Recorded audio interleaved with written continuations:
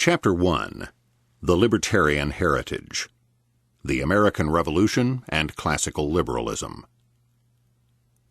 On Election Day 1976, the Libertarian Party presidential ticket of Roger L. MacBride for president and David P. Bergland for vice president amassed 174,000 votes in 32 states throughout the country. The sober Congressional Quarterly was moved to classify the fledgling Libertarian Party as the third major political party in America. The remarkable growth rate of this new party may be seen in the fact that it only began in 1971, with a handful of members gathered in a Colorado living room. The following year, it fielded a presidential ticket, which managed to get on the ballot in 2 states, and now it is America's third major party. Even more remarkably, the Libertarian Party achieved this growth while consistently adhering to a new ideological creed, Libertarianism, thus bringing to the American political scene for the first time in a century a party interested in principle rather than in merely gaining jobs and money at the public trough. We have been told countless times by pundits and political scientists that the genius of America and of our party system is its lack of ideology and its pragmatism, a kind word for focusing solely on grabbing money and jobs from the hapless taxpayers. How then explain the amazing growth of a new party which is frankly and eagerly devoted to ideology? One explanation is that Americans were not always pragmatic and non-ideological. On the contrary, historians now realize that the American Revolution itself was not only ideological, but also the result of devotion to the creed and institutions of libertarianism. The American Revolutionaries were steeped in the creed of libertarianism, an ideology which led them to resist with their lives, their fortunes, and their sacred honor the invasions of their rights and liberties committed by the imperial British government. Historians have long debated the precise causes of the American Revolution. Were they constitutional, economic, political, or ideological? We now realize that, being libertarians, the revolutionaries saw no conflict between moral and political rights on the one hand and economic freedom on the other. On the contrary, they perceived civil and moral liberty, political independence, and the freedom to trade and produce as all part of one unblemished system, what Adam Smith was to call, in the same year that the Declaration of Independence was written, the obvious and simple system of natural liberty. The Libertarian Creed emerged from the classical liberal movements of the 17th and 18th century in the Western world, specifically from the English Revolution of the 17th century. This radical libertarian movement, even though only partially successful in its birthplace, Great Britain, was still able to usher in the Industrial Revolution there by freeing industry and production from the strangling restrictions of state control and urban government-supported guilds. For the classical liberal movement was, throughout the Western world, a mighty libertarian revolution against what we might call the old order, the ancien régime, which had dominated its subjects for centuries. This regime had, in the early modern period, beginning in the 16th century, imposed an absolute central state and a king ruling by divine right, on top of an older, restrictive web of feudal land monopolies and urban guild controls and restrictions.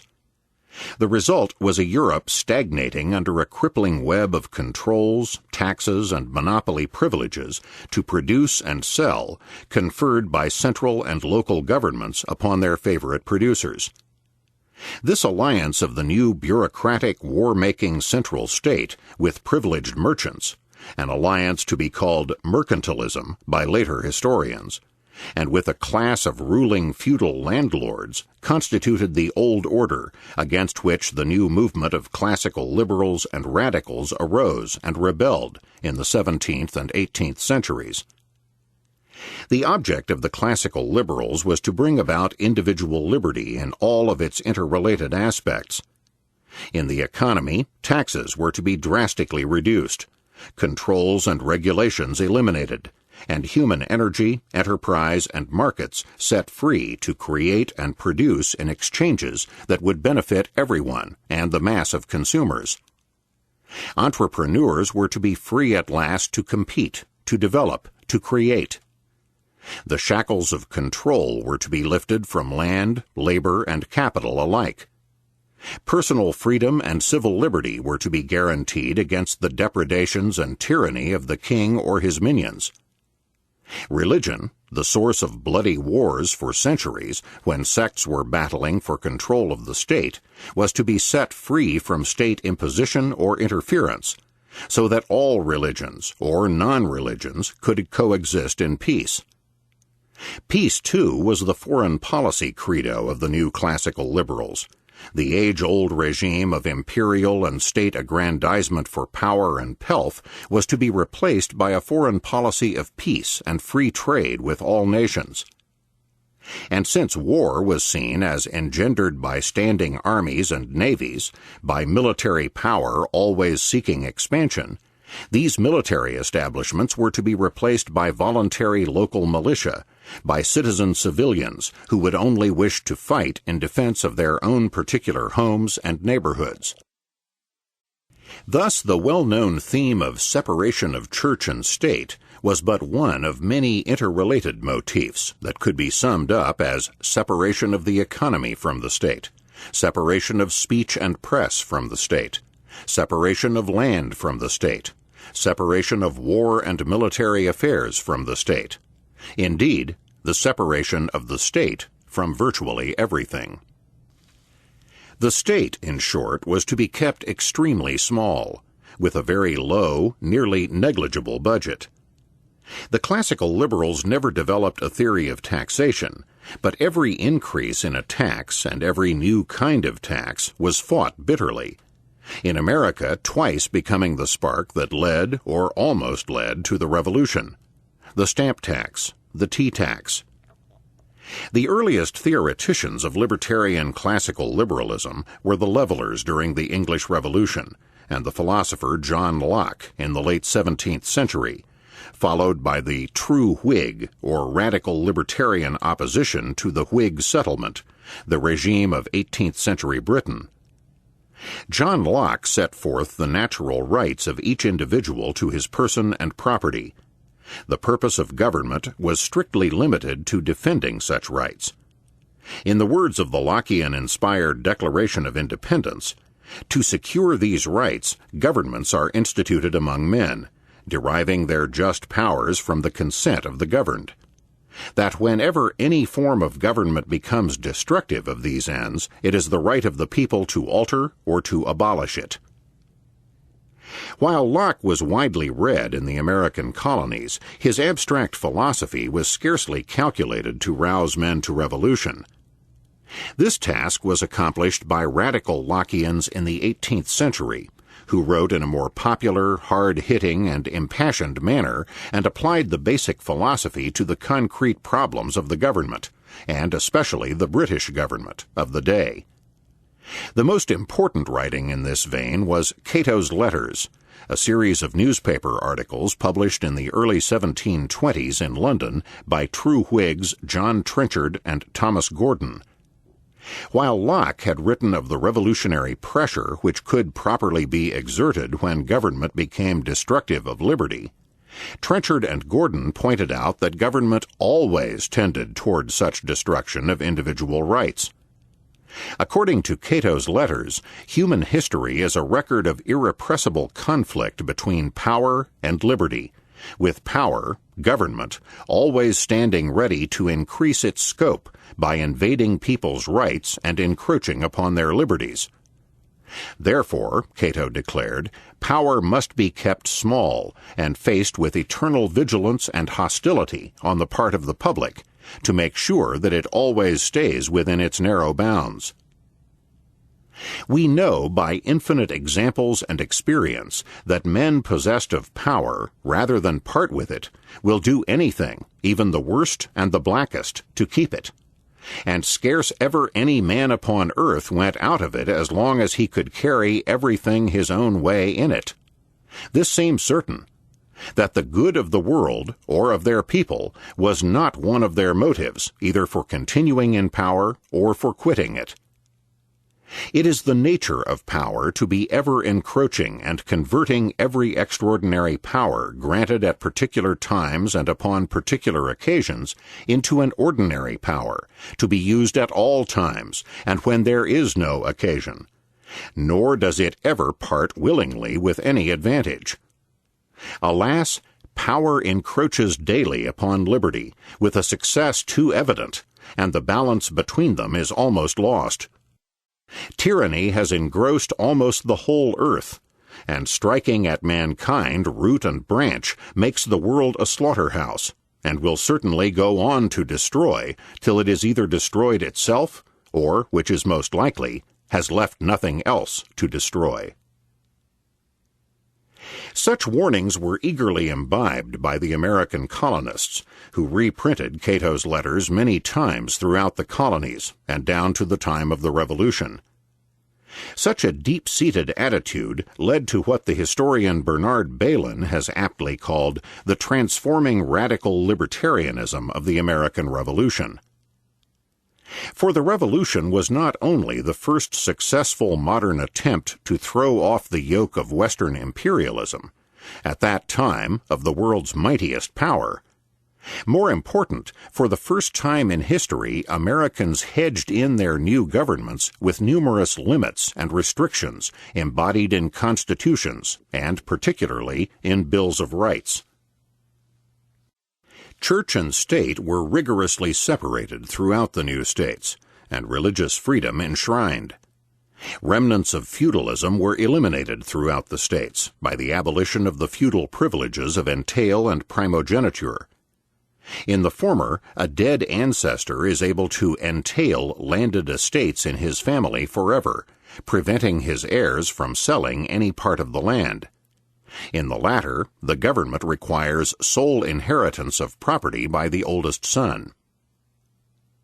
The new federal government formed by the Articles of Confederation was not permitted to levy any taxes upon the public, and any fundamental extension of its powers required unanimous consent by every state government.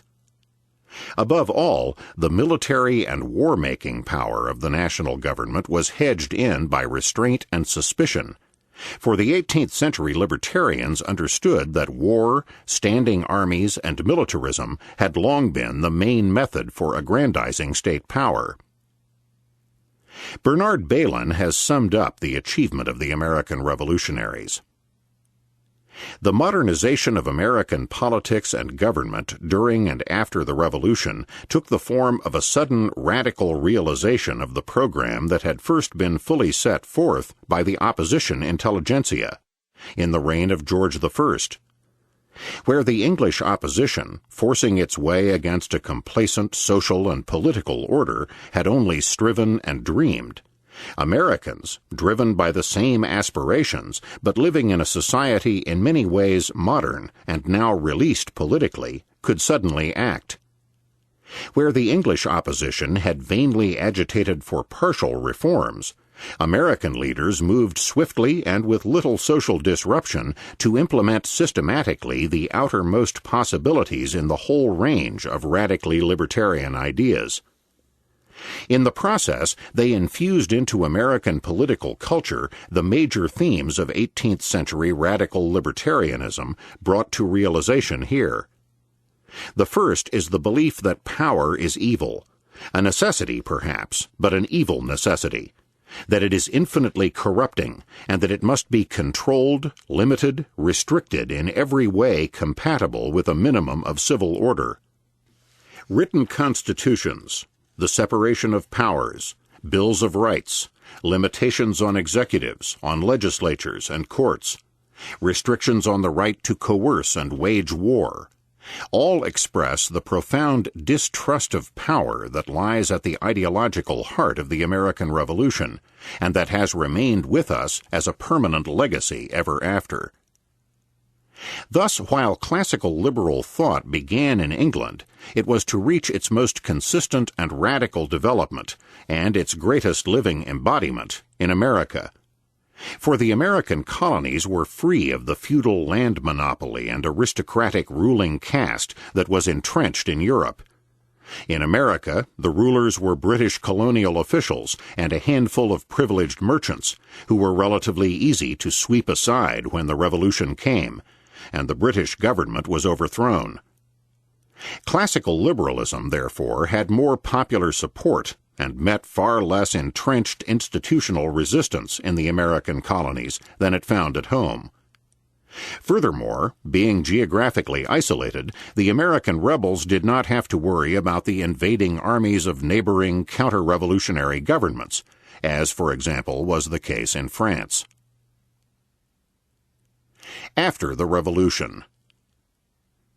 Thus, America, above all countries, was born in an explicitly libertarian revolution, a revolution against empire, against taxation, trade monopoly and regulation, and against militarism and executive power. The revolution resulted in governments unprecedented in restrictions placed on their power. But while there was very little institutional resistance in America to the onrush of liberalism, there did appear from the very beginning powerful elite forces, especially among the large merchants and planters, who wished to retain the restrictive British mercantilist system of high taxes, controls, and monopoly privileges conferred by the government. These groups wished for a strong central and even imperial government. In short, they wanted the British system without Great Britain. These conservative and reactionary forces first appeared during the Revolution and later formed the Federalist Party and the Federalist Administration in the 1790s. During the 19th century, however, the libertarian impetus continued. The Jeffersonian and Jacksonian movements, the Democratic Republican and then the Democratic parties, explicitly strived for the virtual elimination of government from American life. It was to be a government without a standing army or navy, a government without debt and with no direct federal or excise taxes, and virtually no import tariffs, that is, with negligible levels of taxation and expenditure. A government that does not engage in public works or internal improvements, a government that does not control or regulate, a government that leaves money and banking free, hard, and uninflated. In short, in the words of H.L. Mencken's ideal, a government that barely escapes being no government at all. The Jeffersonian drive toward virtually no government foundered after Jefferson took office, first with concessions to the Federalists, possibly the result of a deal for Federalist votes to break a tie in the Electoral College, and then with the unconstitutional purchase of the Louisiana Territory. But most particularly it foundered with the imperialist drive toward war with Britain in Jefferson's second term, a drive which led to war and to a one-party system which established virtually the entire statist Federalist program: high military expenditures, a central bank, a protective tariff, direct federal taxes, public works. Horrified at the results, a retired Jefferson brooded at Monticello and inspired young visiting politicians Martin Van Buren and Thomas Hart Benton to found a new party, the Democratic Party, to take back America from the new federalism and to recapture the spirit of the old Jeffersonian program. When the two young leaders latched on to Andrew Jackson as their savior, the new Democratic Party was born. The Jacksonian libertarians had a plan. It was to be 8 years of Andrew Jackson as president, to be followed by 8 years of Van Buren, then 8 years of Benton. After 24 years of a triumphant Jacksonian democracy, the Menckenian virtually no government ideal was to have been achieved. It was by no means an impossible dream, since it was clear that the Democratic Party had quickly become the normal majority party in the country. The mass of the people were enlisted in the libertarian cause. Jackson had his 8 years, which destroyed the central bank and retired the public debt, and Van Buren had 4, which separated the federal government from the banking system. But the 1840 election was an anomaly. as Van Buren was defeated by an unprecedentedly demagogic campaign engineered by the first great modern campaign chairman, Thurlow Weed, who pioneered in all the campaign frills, catchy slogans, buttons, songs, parades, etc., with which we are now familiar. Weed's tactics put in office the egregious and unknown Whig, General William Henry Harrison, but this was clearly a fluke. In 1844, the Democrats would be prepared to counter with the same campaign tactics, and they were clearly slated to recapture the presidency that year. Van Buren, of course, was supposed to resume the triumphal Jacksonian march. But then a fateful event occurred. The Democratic Party was sundered on the critical issue of slavery, or rather, the expansion of slavery into a new territory. Van Buren's easy renomination foundered on a split within the ranks of the Democracy over the admission to the Union of the Republic of Texas as a slave state.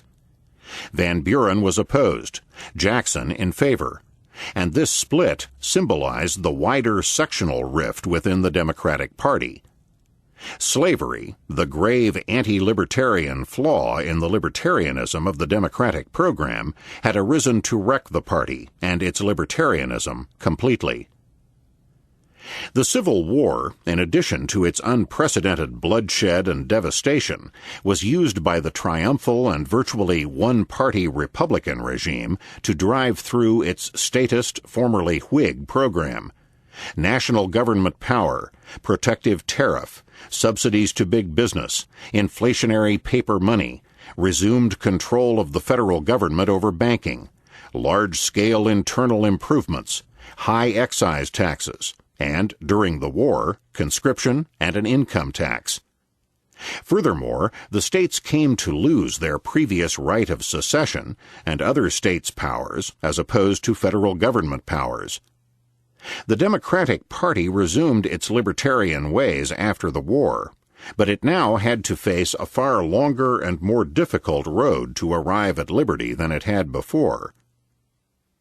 We have seen how America came to have the deepest libertarian tradition, a tradition that still remains in much of our political rhetoric and is still reflected in a feisty and individualistic attitude toward government by much of the American people. There is far more fertile soil in this country than in any other for a resurgence of libertarianism.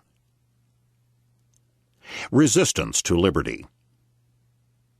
We can now see that the rapid growth of the libertarian movement and the Libertarian Party in the 1970s is firmly rooted in what Bernard Bailyn called this powerful permanent legacy of the American Revolution. But if this legacy is so vital to the American tradition, what went wrong? Why the need now for a new libertarian movement to arise to reclaim the American dream? To begin to answer this question, we must first remember that classical liberalism constituted a profound threat to the political and economic interests, the ruling classes who benefited from the old order.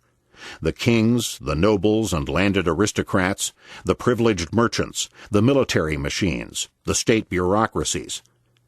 Despite three major violent revolutions precipitated by the liberals, the English of the 17th century and the American and French of the 18th, victories in Europe were only partial. Resistance was stiff and managed to successfully maintain landed monopolies, religious establishments, and warlike foreign and military policies, and for a time to keep the suffrage restricted to the wealthy elite. The liberals had to concentrate on widening the suffrage, because it was clear to both sides that the objective economic and political interests of the mass of the public lay in individual liberty. It is interesting to note that by the early 19th century, the laissez-faire forces were known as liberals and radicals, for the purer and more consistent among them, and the opposition that wished to preserve or go back to the old order were broadly known as conservatives.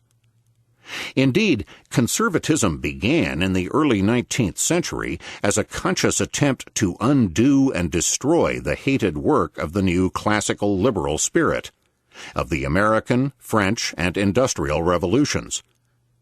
Led by two reactionary French thinkers, de Bonald and de Maistre, conservatism yearned to replace equal rights and equality before the law by the structured and hierarchical rule of privileged elites, individual liberty and minimal government by absolute rule and big government, religious freedom by the theocratic rule of a state church, peace and free trade by militarism, mercantilist restrictions and war for the advantage of the nation-state, and industry and manufacturing by the old feudal and agrarian order. And they wanted to replace the new world of mass consumption and rising standards of living for all by the old order of bare subsistence for the masses and luxury consumption for the ruling elite. By the middle of, and certainly by the end of the 19th century, conservatives began to realize that their cause was inevitably doomed if they persisted in clinging to the call for outright repeal of the Industrial Revolution and of its enormous rise in the living standards of the mass of the public, and also if they persisted in opposing the widening of the suffrage, thereby frankly setting themselves in opposition to the interests of that public.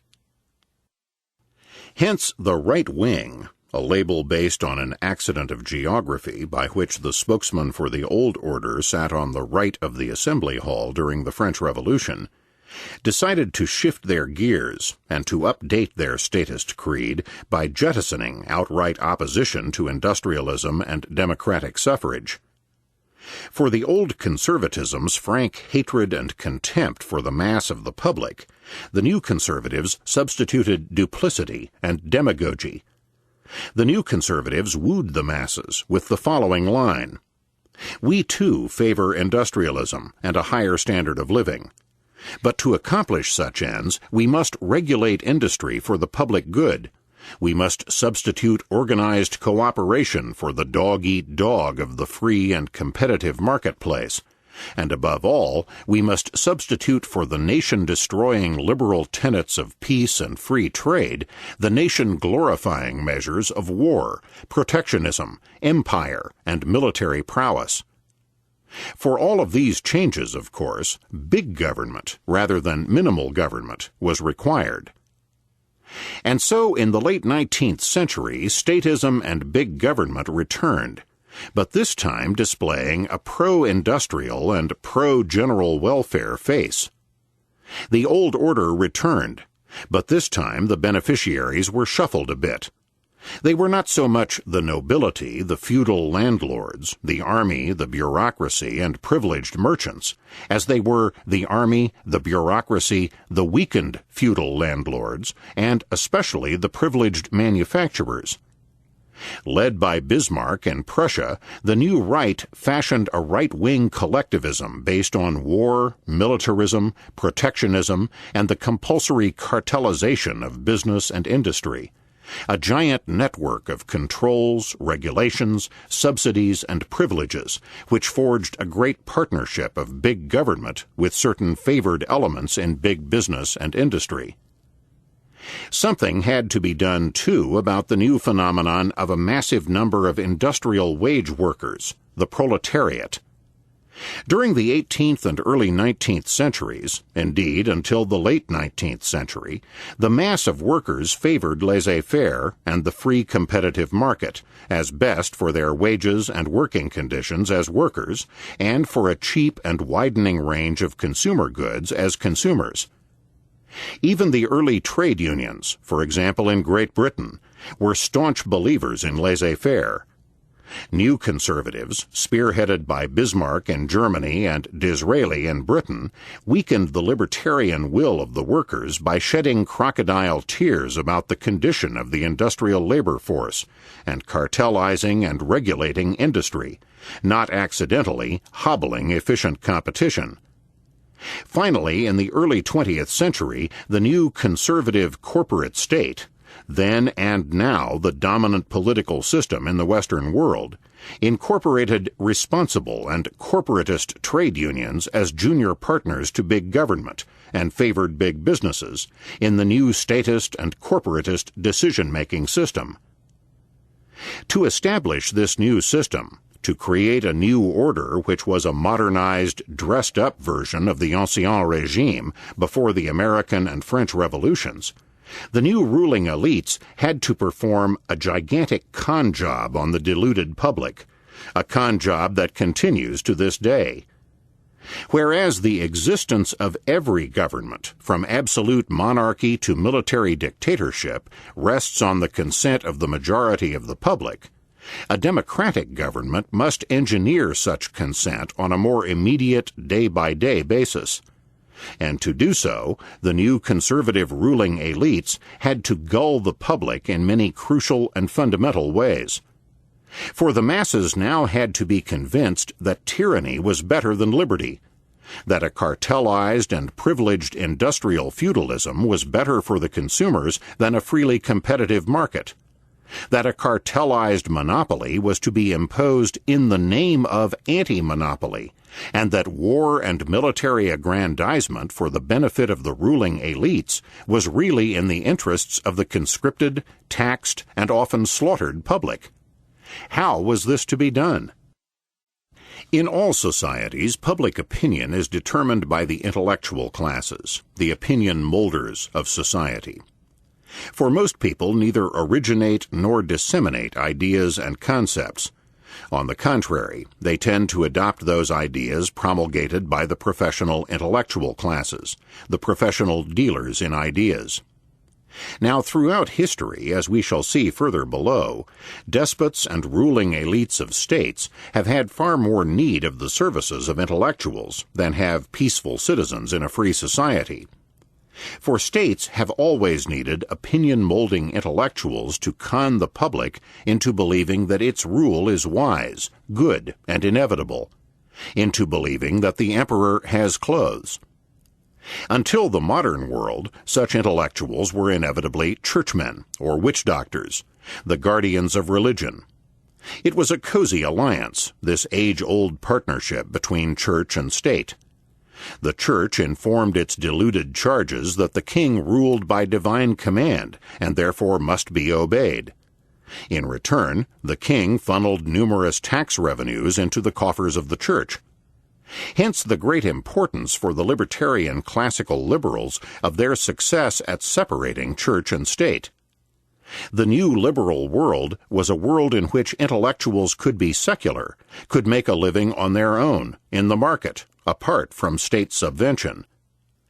To establish their new statist order, their neo-mercantilist corporate state, the new conservatives therefore had to forge a new alliance between intellectual and state. In an increasingly secular age, this meant with secular intellectuals rather than with divines, specifically with the new breed of professors, PhDs, historians, teachers, and technocratic economists, social workers, sociologists, physicians, and engineers. This reforged alliance came in two parts. In the early 19th century, the conservatives, conceding reason to their liberal enemies, relied heavily on the alleged virtues of irrationality, romanticism, tradition, theocracy. By stressing the virtue of tradition and of irrational symbols, the conservatives could gull the public into continuing privileged hierarchical rule, and to continue to worship the nation-state and its war-making machine. In the latter part of the 19th century, the new conservatism adopted the trappings of reason and of science. Now it was science that allegedly required rule of the economy and of society by technocratic experts. In exchange for spreading this message to the public, the new breed of intellectuals was rewarded with jobs and prestige as apologists for the new order, and as planners and regulators of the newly cartelized economy and society. To ensure the dominance of the new statism over public opinion, to ensure that the public's consent would be engineered, the governments of the Western world in the late 19th and early 20th centuries moved to seize control over education, over the minds of men, over the universities, and over general education through compulsory school attendance laws and a network of public schools. The public schools were consciously used to inculcate obedience to the state, as well as other civic virtues among their young charges. Furthermore, this statizing of education ensured that one of the biggest vested interests in expanding statism would be the nation's teachers and professional educationists. One of the ways that the new statist intellectuals did their work was to change the meaning of old labels, and therefore to manipulate in the minds of the public the emotional connotations attached to such labels. For example, the laissez-faire libertarians had long been known as liberals, and the purest and most militant of them as radicals. They had also been known as progressives, because they were the ones in tune with industrial progress, the spread of liberty, and the rise in living standards of consumers. The new breed of statist academics and intellectuals appropriated to themselves the words liberal and progressive, and successfully managed to tar their laissez-faire opponents with the charge of being old-fashioned, Neanderthal, and reactionary. Even the name conservative was pinned on the classical liberals. And, as we have seen, the new statists were able to appropriate the concept of reason as well. If the laissez-faire liberals were confused by the new recrudescence of statism and mercantilism as progressive corporate statism, another reason for the decay of classical liberalism by the end of the 19th century was the growth of a peculiar new movement, socialism. Socialism began in the 1830s and expanded greatly after the 1880s. The peculiar thing about socialism was that it was a confused hybrid movement, influenced by both the two great pre-existing polar ideologies, liberalism and conservatism. From the classical liberals, the socialists took a frank acceptance of industrialism and the Industrial Revolution, an early glorification of science and reason, and at least a rhetorical devotion to such classical liberal ideals as peace, individual freedom, and a rising standard of living. Indeed, the socialists, long before the much later corporatists, pioneered in a co-opting of science, reason, and industrialism. And the socialists not only adopted the classical liberal adherence to democracy, but topped it by calling for an expanded democracy, in which the people would run the economy and each other. On the other hand, from the conservatives, the socialists took a devotion to coercion and the statist means for trying to achieve these liberal goals. Industrial harmony and growth were to be achieved by aggrandizing the state into an all-powerful institution, ruling the economy and the society in the name of science. A vanguard of technocrats was to assume all-powerful rule over everyone's person and property in the name of the people and of democracy. Not content with the liberal achievement of reason and freedom for scientific research, the socialist state would install rule by the scientists of everyone else. Not content with liberals setting the workers free to achieve undreamt-of prosperity, the socialist state would install rule by the workers of everyone else, or rather, rule by politicians, bureaucrats, and technocrats in their name. Not content with the liberal creed of equality of rights, of equality before the law, the socialist state would trample on such equality on behalf of the monstrous and impossible goal of equality or uniformity of results, or rather would erect a new privileged elite, a new class, in the name of bringing about such an impossible equality. Socialism was a confused and hybrid movement because it tried to achieve the liberal goals of freedom, peace, and industrial harmony and growth, goals which can only be achieved through liberty and the separation of government from virtually everything, by imposing the old conservative means of statism, collectivism, and hierarchical privilege. It was a movement which could only fail, which indeed did fail miserably in those numerous countries where it attained power in the 20th century, by bringing to the masses only unprecedented despotism, starvation, and grinding impoverishment. But the worst thing about the rise of the socialist movement was that it was able to outflank the classical liberals on the left.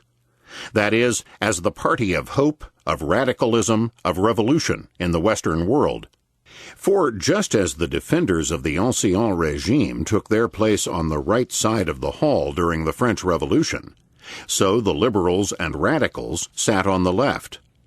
From then on until the rise of socialism, the libertarian classical liberals were the left, even the extreme left on the ideological spectrum. As late as 1848, such militant laissez-faire French liberals as Frédéric Bastiat sat on the left in the National Assembly. The classical liberals had begun as the radical revolutionary party in the West, as the party of hope and of change on behalf of liberty, peace, and progress. To allow themselves to be outflanked, to allow the socialists to pose as the party of the left, was a bad strategic error, allowing the liberals to be put falsely into a confused middle-of-the-road position with socialism and conservatism as the polar opposites. Since libertarianism is nothing if not a party of change and of progress toward liberty, abandonment of that role meant the abandonment of much of their reason for existence, either in reality or in the minds of the public. But none of this could have happened if the classical liberals had not allowed themselves to decay from within. They could have pointed out, as some of them indeed did, that socialism was a confused, self-contradictory, quasi-conservative movement, absolute monarchy and feudalism with a modern face, and that they themselves were still the only true radicals, undaunted people who insisted on nothing less than complete victory for the libertarian ideal. Decay from within. But after achieving impressive partial victories against statism, the classical liberals began to lose their radicalism, their dogged insistence on carrying the battle against conservative statism to the point of final victory. Instead of using partial victories as a stepping stone for ever more pressure, the classical liberals began to lose their fervor for change and for purity of principle. They began to rest content with trying to safeguard their existing victories, and thus turned themselves from a radical into a conservative movement. Conservative in the sense of being content to preserve the status quo.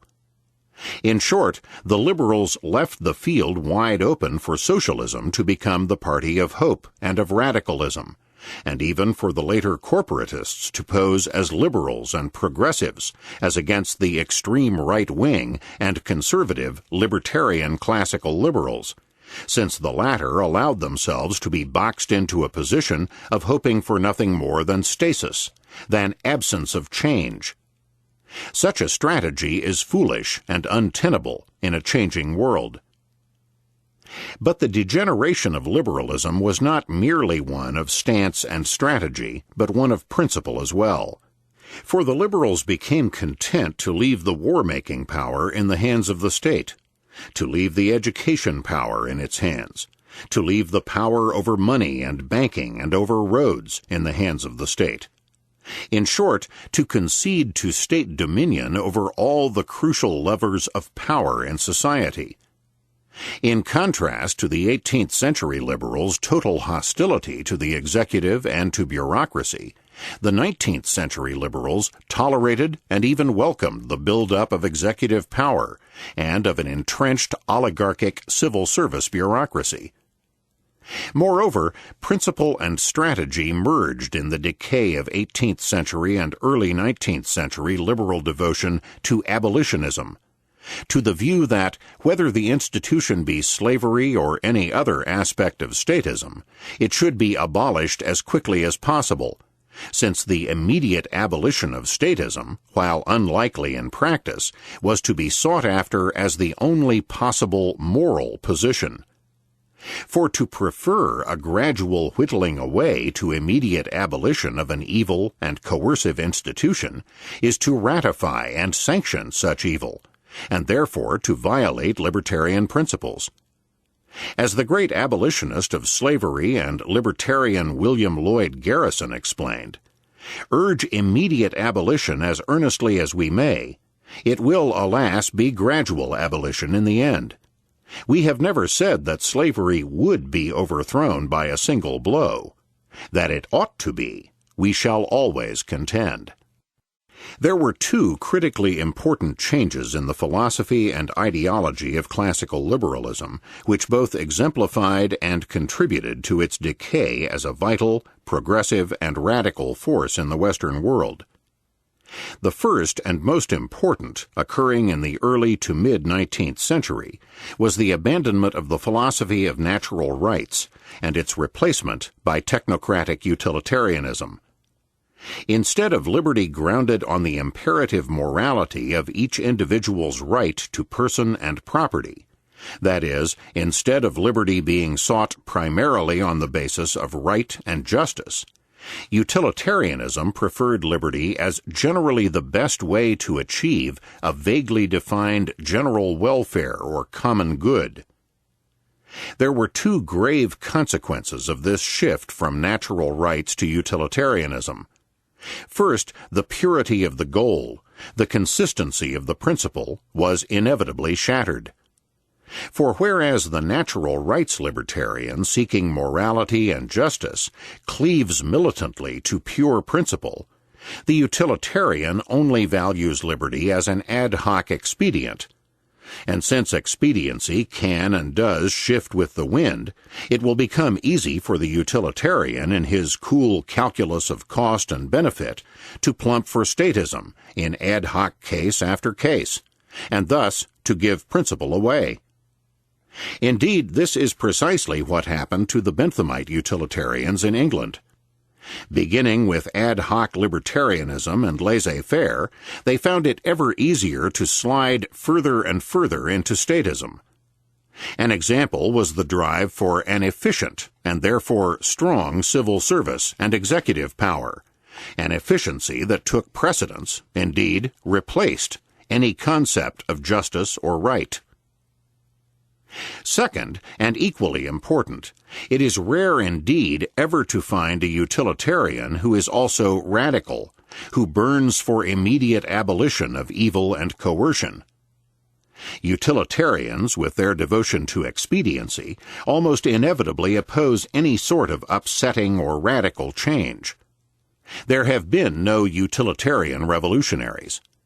Hence, utilitarians are never immediate abolitionists. The abolitionist is such because he wishes to eliminate wrong and injustice as rapidly as possible. In choosing this goal, there is no room for cool ad hoc weighing of cost and benefit. Hence, the classical liberal utilitarians abandoned radicalism and became mere gradualist reformers. But in becoming reformers, they also put themselves inevitably into the position of advisors and efficiency experts to the state. In other words, they inevitably came to abandon libertarian principle, as well as a principled libertarian strategy. The utilitarians wound up as apologists for the existing order, for the status quo, and hence were all too open to the charge by socialists and progressive corporatists that they were mere narrow-minded and conservative opponents of any and all change. Thus, starting as radicals and revolutionaries, as the polar opposites of conservatives, the classical liberals wound up as the image of the thing they had fought. This utilitarian crippling of libertarianism is still with us. Thus, in the early days of economic thought, utilitarianism captured free market economics with the influence of Bentham and Ricardo, and this influence is today fully as strong as ever. Current free market economics is all too rife with appeals to gradualism, with scorn for ethics, justice, and consistent principle, and with a willingness to abandon free market principles at the drop of a cost-benefit hat. Hence, current free market economics is generally envisioned by intellectuals as merely apologetics for a slightly modified status quo, and all too often such charges are correct. A second reinforcing change in the ideology of classical liberals came during the late 19th century, when, at least for a few decades, they adopted the doctrines of social evolutionism, often called social Darwinism.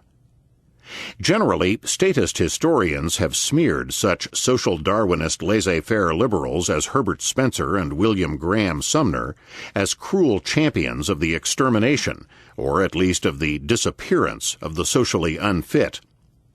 Much of this was simply the dressing up of sound economic and sociological free market doctrine in the then fashionable trappings of evolutionism.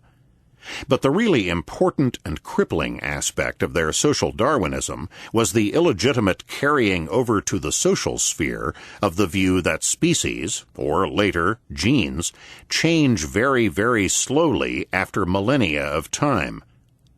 The social Darwinist liberal came then to abandon the very idea of revolution or radical change, in favor of sitting back and waiting for the inevitable tiny evolutionary changes over eons of time.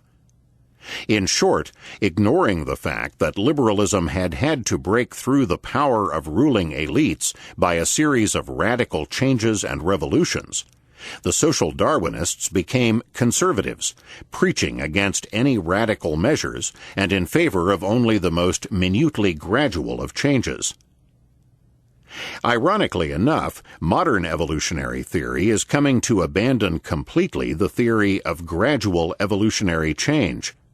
Instead, it is now perceived that a far more accurate picture is sharp and sudden flips from one static species equilibrium to another. This is being called the theory of punctuational change. As one of the expounders of the new view, Professor Stephen Jay Gould writes, "Gradualism is a philosophy of change, not an induction from nature. Gradualism, too, has strong ideological components, more responsible for its previous success than any objective matching with external nature. The utility of gradualism as an ideology must explain much of its influence, for it became liberalism's quintessential dogma against radical change. Sudden flips are against the laws of nature." In fact, the great libertarian Spencer himself is a fascinating illustration of just such a change in classical liberalism, and his case is paralleled in America by William Graham Sumner. In a sense, Herbert Spencer embodies within himself much of the decline of liberalism in the 19th century. For Spencer began as a magnificently radical liberal, as virtually a pure libertarian. But as the virus of sociology and social Darwinism took over in his soul, Spencer abandoned libertarianism as a dynamic, radical historical movement, although without abandoning it in pure theory. While looking forward to an eventual victory of pure liberty, of contract as against status, of industry as against militarism, Spencer began to see that victory as inevitable, but only after millennia of gradual evolution. Hence, Spencer abandoned liberalism as a fighting radical creed and confined his liberalism in practice to a weary, conservative rearguard action against the growing collectivism and statism of his day. But if utilitarianism, bolstered by social Darwinism, was the main agent of philosophical and ideological decay in the liberal movement, the single most important and even cataclysmic reason for its demise was its abandonment of formerly stringent principles against war, empire, and militarism. In country after country, it was the siren song of nation-state and empire that destroyed classical liberalism. In England, the liberals in the late 19th and early 20th centuries abandoned the anti-war, anti-imperialist Little Englandism of Cobden, Bright, and the Manchester School. Instead, they adopted the obscenely entitled liberal imperialism, joining the conservatives in the expansion of empire, and the conservatives and the right-wing socialists in the destructive imperialism and collectivism of World War I. In Germany, Bismarck was able to split the previously almost triumphant liberals by setting up the lure of unification of Germany by blood and iron. In both countries, the result was the destruction of the liberal cause. In the United States, the classical Liberal Party had long been the Democratic Party, known in the latter 19th century as the Party of Personal Liberty. Basically, it had been the party not only of personal, but also of economic liberty, the stalwart opponent of prohibition, of Sunday blue laws, and of compulsory education, the devoted champion of free trade, hard money, absence of governmental inflation, separation of banking from the state, and the absolute minimum of government. It construed state power to be negligible and federal power to be virtually non-existent. On foreign policy, the Democratic Party, though less rigorously, tended to be the party of peace, anti-militarism, and anti-imperialism. But personal and economic libertarianism were both abandoned with the capture of the Democratic Party by the Bryan forces in 1896, and the foreign policy of non-intervention was then rudely abandoned by Woodrow Wilson 2 decades later. It was an intervention and a war that were to usher in a century of death and devastation, of wars and new despotisms, and also a century in all warring countries of the new corporatist statism, of a welfare-warfare state run by an alliance of big government, big business, unions, and intellectuals that we have mentioned above. The last gasp, indeed, of the old laissez-faire liberalism in America was the doughty and aging libertarians who banded together to form the Anti-Imperialist League at the turn of the century, to combat the American war against Spain and the subsequent imperialist American war to crush the Filipinos, who were striving for national independence from both Spain and the United States. To current eyes, the idea of an anti-imperialist who is not a Marxist may seem strange. But opposition to imperialism began with laissez-faire liberals, such as Cobden and Bright in England, and Eugen Richter in Prussia. In fact, the Anti-Imperialist League, headed by Boston industrialist and economist Edward Atkinson, and including Sumner, consisted largely of laissez-faire radicals who had fought the good fight for the abolition of slavery and had then championed free trade, hard money, and minimal government. To them, their final battle against the new American imperialism was simply part and parcel of their lifelong battle against coercion, statism, and injustice, against big government in every area of life, both domestic and foreign. We have traced the rather grisly story of the decline and fall of classical liberalism after its rise and partial triumph in previous centuries.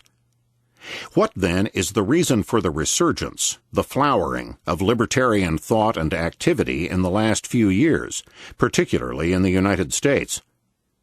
How could these formidable forces and coalitions for statism have yielded even that much to a resurrected libertarian movement?